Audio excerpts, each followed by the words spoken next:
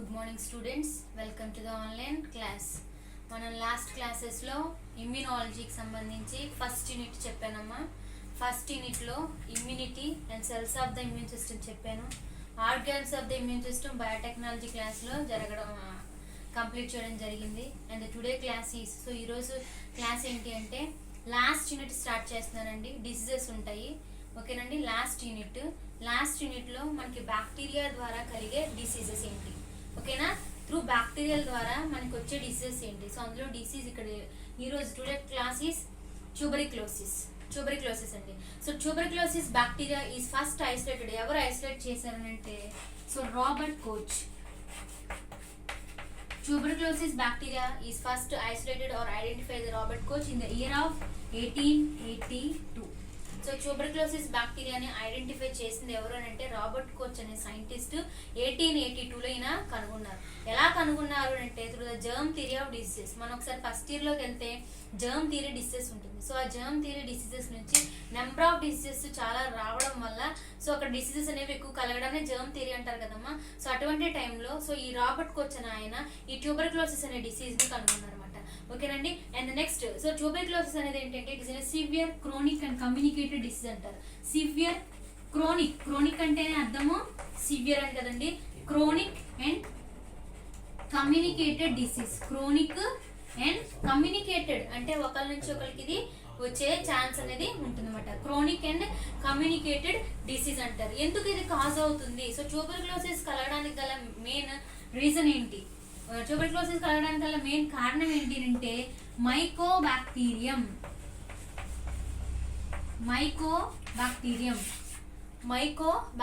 అనే ఒక బ్యాక్టీరియా వల్ల ఈ ట్యూబర్క్లోసిస్ అనే డిసీజ్ అనేది మనలో కలుగుతుందండి. ఓకేనమ్మా, అర్థమవుతుందా? Tuberculosis is first identified by the scientist Robert Koch in the year of 1882, and it is a severe chronic and communicated disease. The disease is mainly caused by the bacteria. The name of the bacteria is Mycobacterium. So communicated అని చెప్పుకుంటున్నాం. So mycobacteria వల్ల cause అవుతుంది కాబట్టి Mycobacterium tuberculosis. And another one is Mycobacterium bovis. Mycobacterium bovis. Tuberculosis mycobacteria or Mycobacterium bovis. It is in a rarely species and it is in a mainly caused. So Mycobacterium వల్ల మనకి tuberculosis అనే disease కలుగుతుంది. ఎందుకు tuberculosis disease అనేది ఎక్కువగా కలుగుతుంది? So ఎందుకు కలుగుతుందంటే great prevalence of the disease is mainly nowadays it is a socio economic class, poverty, illiteracy, malnutrition in large families, overcrowding and poor sanitation. ఎక్కువ మంది ఒకే చోట ఉన్నప్పుడు కానీ ఒకే ఇంట్లో చాలా మంది ఉన్నప్పుడు కానీ సో మాల్ న్యూట్రిషన్ ఫుడ్ సరిగ్గా లేకపోవడం కానీ, ఇలిటరసీ చదువు లేకపోవడం, పోవర్టీ పేదరికం, సో ఇవన్నీ టీబీ కలగడానికి ఛాన్సెస్ మాట. So they are the sources of the infection అని చెప్పాలి. And next what is the source of this infection? So TB కలగడానికి గల కారణం ఏంటి? సో టీబీ అనేది మనకి మెయిన్ గా ఎందుకు కలుగుతుంది? Source of the infection. Next ఇది source of the infection and sputum is the source of the infection. TB patient యొక్క ప్రైమరీ ట్యూబర్క్లోసిస్ కనుక ఉన్నప్పుడు అతని యొక్క స్ఫుటంలో ఈ బ్యాక్టీరియా అనేది సర్వైవ్ అవుతూ ఉంటుంది అనమాట. So స్ఫుటం is the mainly source of the incubation and the incubation period of this disease is months, years and weeks. So ప్రతి డిసీజ్ కి ఇంక్యుబేషన్ పీరియడ్ అనేది ఉంటుందండి. ప్రతి డిసీజ్ కి ఇంక్యుబేషన్ పీరియడ్ ఉంటుంది. What is the meaning of incubation period? On the set of the symptoms are exhibited by the patient and the time is required to the completion of the symptoms. So symptoms ని exhibit చేసే time ని, ఆ symptoms complete అయ్యే కాలానికి between the time ఉంటుంది కదండి, దాన్ని IP అని అంటారు. సో ఇక్కడ టీబీ యొక్క ఇంక్యుబేషన్ పీరియడ్ అనేది మంత్స్ లో ఉండొచ్చు, ఇయర్స్ లో ఉండొచ్చు ఆర్ వీక్స్ లో ఉండొచ్చు. కొంతమందికి వారంలో తగ్గొచ్చు, కొంతమందికి నెలలు పట్టొచ్చు, కొంతమందికి సంవత్సరాలు అనేది పట్టొచ్చు అనమాట. So and next it is spread by the means of, ఎలాగ ఇది స్ప్రెడ్ అవుతుంది? సో కమ్యూనికేటెడ్ డిసీజ్ అని చెప్పాను కండి. It's communicable and communicated disease. The disease is mainly spread by the means of droplets and dust particles and nucleus. Droplets, dust particles and nucleus వల్ల ఈ disease అనేది main గా మనకి కలుగుతూ ఉంటుంది అనమాట. And next morphology. So morphology అనేది ఏంటంటే మైకోబాక్టీరియం అనే సో స్ఫుటం కదా, సో ఇంక్యుబేషన్ పీరియడ్ అనేది ఏంటంటే స్ఫుటం అనేది మంత్స్ లో ఉండొచ్చు, వీక్స్ లో ఉండొచ్చు, ఆర్ ఇయర్స్ లో ఉండొచ్చు అని చెప్పాను. And next coming to the morphology of Mycobacterium. Morphology ఓకేనా. సో మార్ఫాలజీ ఆఫ్ మైకోబాక్టీరియం ఇక్కడ ఏంటి అంటే the acid fast it's an acid fast bacteria. Acid fast bacterium, a non-capsulated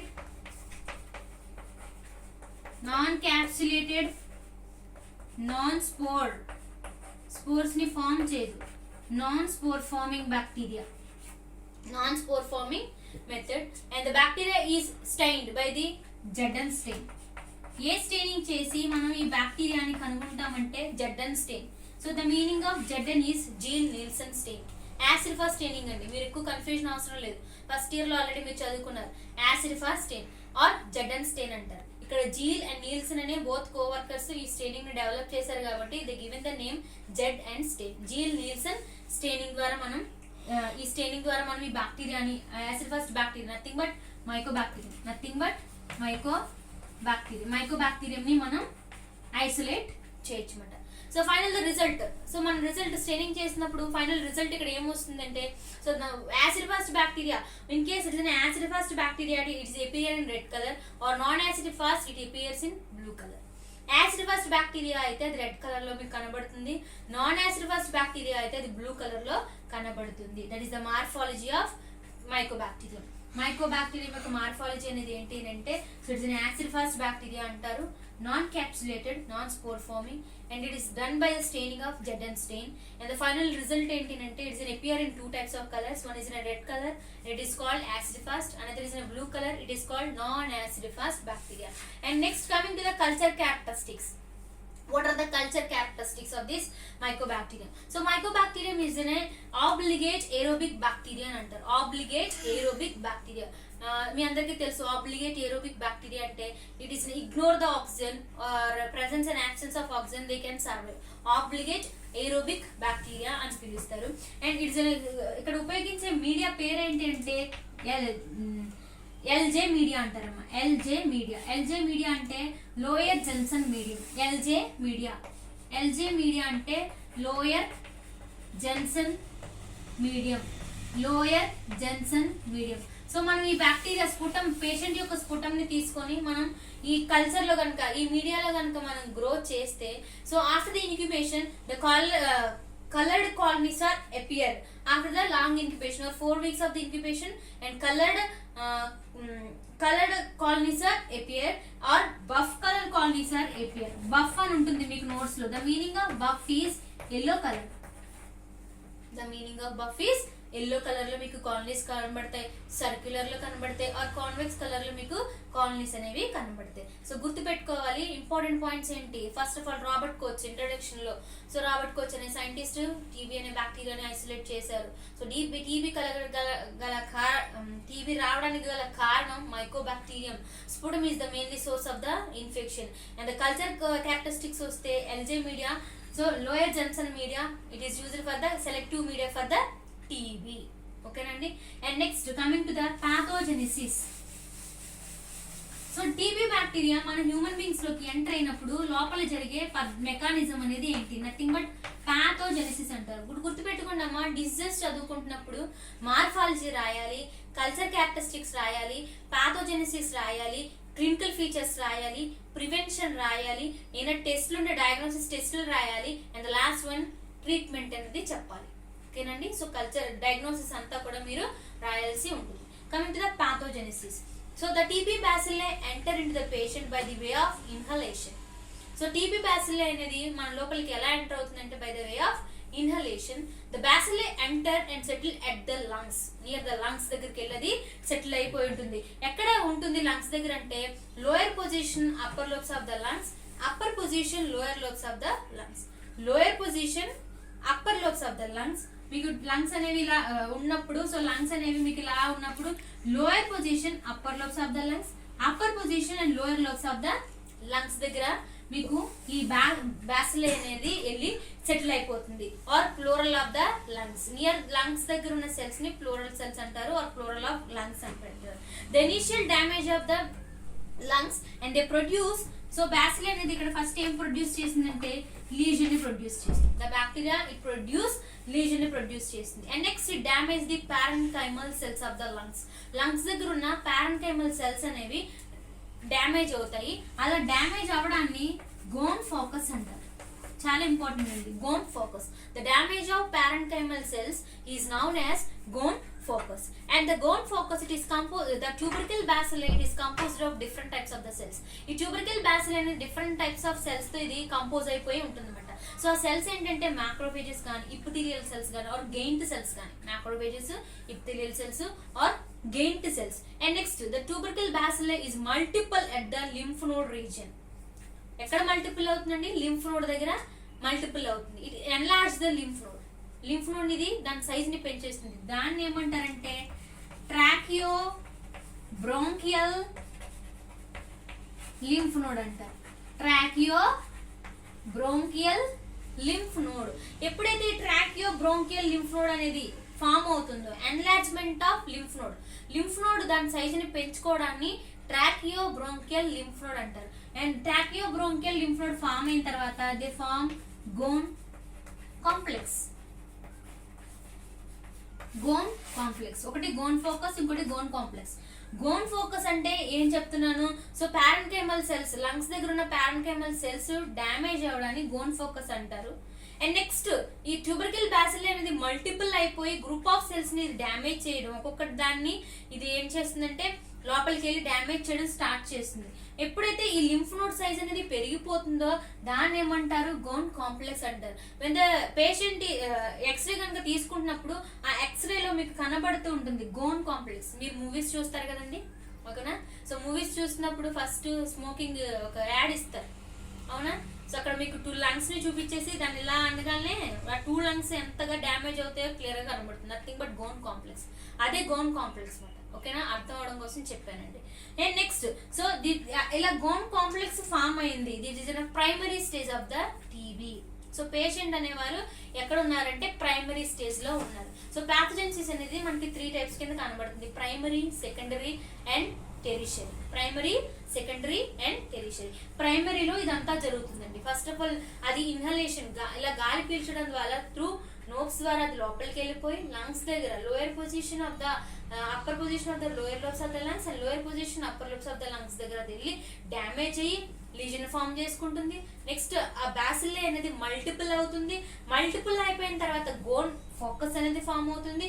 and next ఇది లింఫ్ నోడ్ సైజ్ ని పెంచుతుంది, దాన్ని Ghon complex అని అంటారు. So formation of Ghon complex at that is అనే primary stage of the tuberculosis.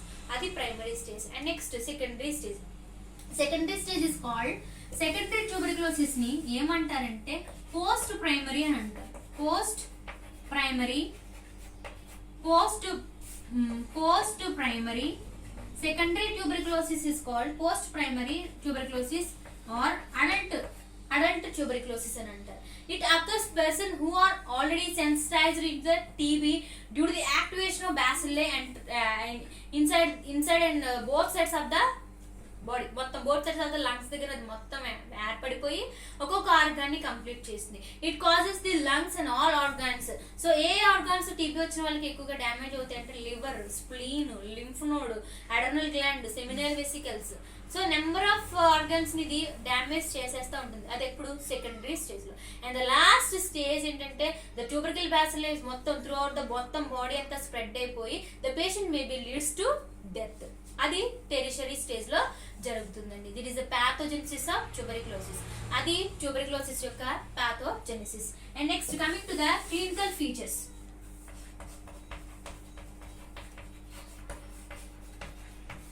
Coming to the clinical features of tuberculosis. So the clinical features is a prompt symptom is a dry cough. So మీరు patient ని కనుక చూస్తే ఎప్పుడు దగ్గుతూ ఉంటారన్నమాట. So dry cough ఉంటుంది. And 7 to 4 days of duration. So okay, dry cough అనేది ఎన్ని రోజులు ఉంటుందంటే 7 to 4 days of the duration ఉంటుంది. And next loss of appetite, loss of appetite, TITTEM, loss of appetite and loss of weight and recurrent infections and fever, body pains, general normal symptoms, headache, body pains, fever, ఇది normal గా ఉంటుంది. Main prompt symptom ఏంటి, TB patient identify చేయగానే dry cough. వాళ్ళు దగ్గుతున్నప్పుడు ఏంటంటే బాగా డ్రైగా ఉంటుంది, వస్పుటం అంతా ఏంటంటే చాలా స్టిక్కీగా ఉంటుంది. ఓకేనా, dry cough 7 to 4 days of duration dry cough ఉంటుంది. Loss of appetite, loss of weight, బాగా సన్నంగా ఉంటారు. టీబీ పేషెంట్లు వచ్చినప్పుడు బాగా లీన్ గా అయిపోతారు, లాస్ ఆఫ్ వెయిట్ కాబట్టి. ఓకేనా, ఎపటైట్ ఆకలి అనేది ఉండదు. సో ఎక్స్రే మనం కనుక తీసి చూసినప్పుడు it reveals the Ghon complex. ఏం కనబడుతుంది, గోన్ కాంప్లెక్స్ అనేది కనబడుతుంది. సో స్పుటం తీసుకొని మనం జెడల్ స్టెయిన్ చేయొచ్చు, ఇక్కడ బోన్ బయాప్సీ చేయొచ్చు, సిఎస్ఎఫ్ టెస్ట్ చేస్తారు, స్కిన్ బయాప్సీ టెస్ట్ చేస్తారు. మాంటెక్స్ మెయిన్ ఇంపార్టెంట్ ఏంటి, సో టీబీ పేషెంట్ హాస్పిటల్కి వెళ్ళినప్పుడు వాళ్ళకి క్లినికల్ ఫీచర్స్ అన్ని అసలు టీబీ అనేది ఎలా డయాగ్నోసిస్ అవుతుంది మేడం అని మీకు డౌట్ రావచ్చు. సో స్కాన్ మీరు ఎక్స్రే తీసుకున్నప్పుడు గోన్ కాంప్లెక్స్ కనబడుతుంది, యాసిడ్ ఫాస్ట్ చేసినప్పుడు మీకు రెడ్ కలర్ లో కనబడుతుంది. అండ్ నెక్స్ట్ మీకు స్కిన్ టెస్ట్ ఒకటి చేస్తారండి, హైపర్ సెన్సిటివ్ టెస్ట్, మాంటెక్స్ టెస్ట్. ఓకేనా, సో మాంటెక్స్ టెస్ట్ చేసినప్పుడు ఇక్కడ ట్యూబెర్క్యులిన్ ప్రోటీన్స్ ఉంటాయి, ఆ ట్యూబెర్క్యులిన్ ప్రోటీన్స్ ని ఇంజెక్ట్ చేస్తారన్నమాట. సో అలా ట్యూబెర్క్యులిన్ ప్రోటీన్స్ ని యూజ్ చేసి ఇక్కడ వ్యాక్సిన్ ని కనుగొన్నారండి. ఆ ట్యూబెర్క్యులిన్ ప్రోటీన్ యూజ్ చేసుకుని ఇక్కడ బీసీజీ వ్యాక్సిన్ ని కనుగొన్నారనమాట. సో ఇక్కడ మౌంటెక్స్ టెస్ట్ స్కిన్ కి చేస్తారమ్మా. సో ఆమ్ ఆఫ్ ద తీసుకొని ఇక్కడ మీకు ఒక స్కేల్ తో మెజర్ చేసి ఇంజెక్షన్ అక్కడ ఇచ్చి ఒక 2 or 3 days దాన్ని రబ్ చేద్దని చెప్తారు. మీరు జనరల్ గా హాస్పిటల్కి వెళ్ళినప్పుడు కూడా అలాంటి టెస్ట్ చేస్తారు. అది చేశారంటే అది టీబీ అని కాదండి, జనరల్ హైపర్ సెన్సిటివ్ రియాక్షన్ ఒక టెస్ట్ అన్నమాట, మౌంటెక్స్ టెస్ట్. సో టీబీని డయాగ్నోసిస్ చేయడానికి మౌంటెక్స్ టెస్ట్ కూడా చేస్తారు. ఓకేనా, that is on clinical features of TB.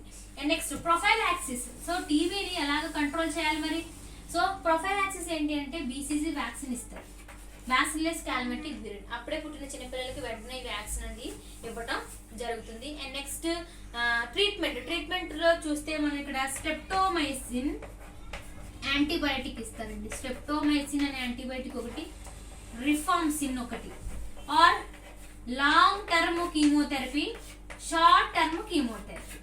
Long term chemotherapy తీసుకుంటారు లేదా షార్ట్ టర్మ్ కీమోథెరపీ అనేది ఇవ్వడం జరుగుతుంది. సో అది టీబీ అండి. ఓకేనా, ఫస్ట్ ఆఫ్ ఆల్ ఇంట్రొడక్షన్ కోసం రాస్తాము, మార్ఫాలజీ రాయాలి, culture characteristics, pathogenesis, clinical features and prevention, and last one is a treatment. That is a complete class about the tuberculosis. అది బ్యాక్టీరియా నుంచి వచ్చే మనకి tuberculosis. And another disease is typhoid. Typhoid మీకు next class లో చెప్పడం జరుగుతుంది. ఓకేనండి, thank you students.